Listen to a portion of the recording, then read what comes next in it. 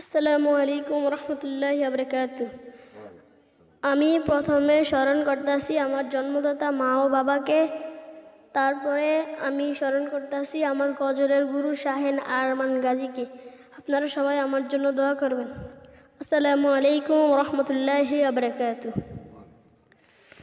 জন্ম আমার নবীর যুগে হলে কেমন হতো, জন্ম আমার নবীর যুগে হলে কেমন হতো, দুনয়নে রাসূল পাক দেখলে কেমন হতো,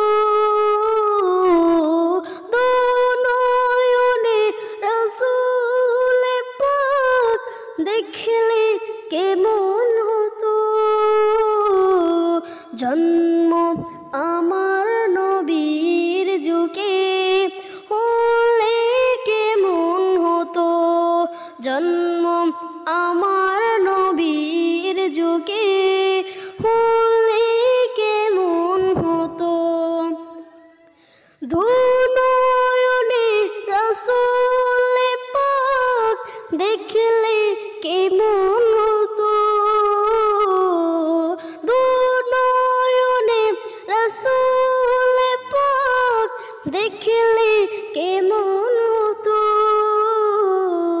জন্ম আমার নবীর যুগে হলে কেমন হতো, জন্ম আমার নবীর যুগে হলে কেমন হতো,